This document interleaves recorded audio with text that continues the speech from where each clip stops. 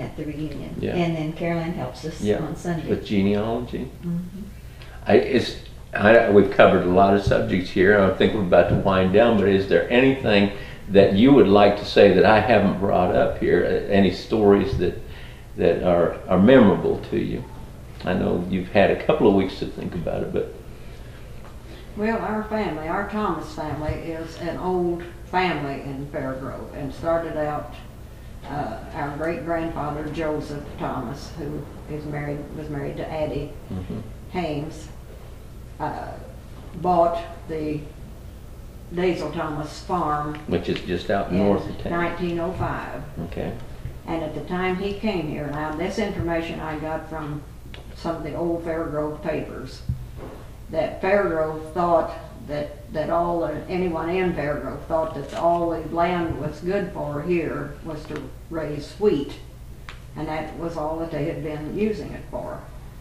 And he had the idea that you could milk cows here and have a dairy, and he was on the board that started the Fairgrove Creamery at the foot of the hill, and here in Fairgrove, and he stayed on the board about as long as he lived, and he passed away in 1919.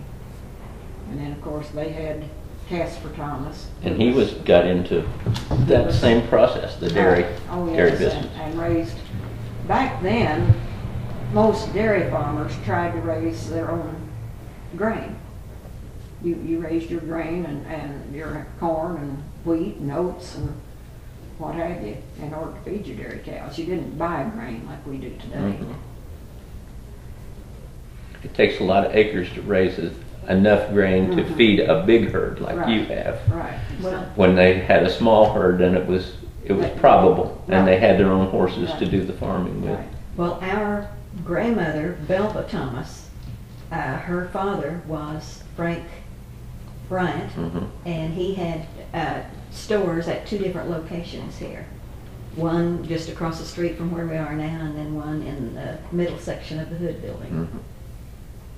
So both sides of your dad's family from here. Your mom came from Springfield area, I believe, didn't she? Well, Webster County when they met. Okay. But Springfield. She grew up in maybe the western part of Springfield. Yeah. Nichols School, isn't that where she went to school? That's not right? Was it Lincoln? No, it's not Lincoln either. It's I'll think of it when we leave here. Well, that's fine. It's not that important. I didn't have it correct. Somehow I had that in mind. Well, just as a kind of an ending for this interview, I would ask each one of you if you would have anything that you would like to pass on to next generations.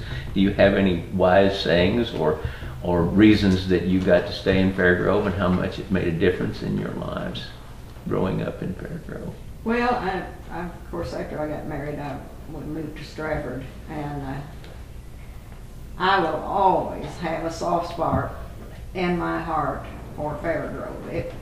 It was a wonderful place to grow up, and the friends I had are still my friends today. And it's just a family. Yes, the kids I went to school with, I went to school with them for 12 years, and some of us still get together and visit and talk about our good times. And they've about forgiven you for moving to Stratford? Well, I don't know whether they have.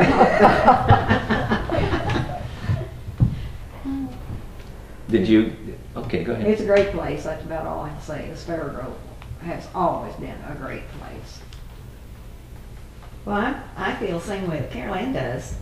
I graduated with 33 kids, and I think 18 of us, or maybe not quite that many, but a lot of us started first grade together. And we have gotten together numerous times since we graduated. And we had, I forget, 27, I think, of the 33 came back to our 50th class reunion, which was remarkable. I thought I could not believe how many came. Of course, I invited the ones that did not graduate with us too, so that, amount is in there. But I truly enjoyed going to Fairgrove. Mom worked in the lunchroom as the lunchroom supervisor for 16 years or whatever it was. and having her right there too. Mhm. And she was very active from the minute that she got married, even with Carol Ann's and Joe Wayne's class, and clear on through to when I graduated. She was very active in school, which I think is important. I think, that parents, and that's one thing that I am so pleased with the Fairgrove School, because the parents are so active with their kids. And I think that's good for the school, and I think it's wonderful for the children. So yeah, I have enjoyed living here. Interacting with Interacting. even the newcomers. Oh yeah. There's hardly any of the old timers left from when you were a kid.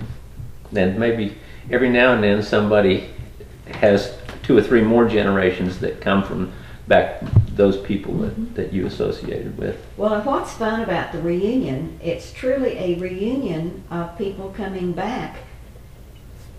People from California. I still, And reconnecting with correspond Fairgrove. with a lady from California that grew up in Fairgrove. And And, she's older than you. oh yeah, she's up in her 80s. Yeah. And really enjoys all of the things that I tell her and all the things that I write about Fairgrove. And Norman Richmond, that I interviewed not too long ago, he's 91 and lives in Colorado, I think it is. And still feels close to And his little still Fairgrove. corresponds with me and still comes back here nearly every year to the Fairgrove Alumni Banquet and wants to know all about if there's anything that I, find out, he wants me to tell him and so on. And so people stay really close to Fairgrove and enjoy it. And the newcomers that come in enjoy living here. I've had a lot of comments, about what a friendly place this is. And it is. It's Yes. a very friendly town. That's what Very Betty and I found welcoming. out right off the bat. And if you're willing to be Fairgrove, they're willing to let you be among them, and they'll tell you how to live in Fairgrove. Well, one if of the you're stories you told years ago, you asked Jack Lucas about waving, and he says, well, I just decided to wave every time anybody went by. And so that's what Dan decided to do, is just wave every time anybody went by. I still do that. I do too, I wave. There's nothing wrong with waving, whether you know people or Yeah, not. at my house, I just wave when they go by. I don't know, sometimes I don't know. who's And I going think by. Doris said that she, living right on Main Street down here, everybody went up and found, she just waved at everybody. Sometimes she got tired of it, but she continued to wave. Well, thank you very much. And we've enjoyed this opportunity to visit with you It's been fun. ladies.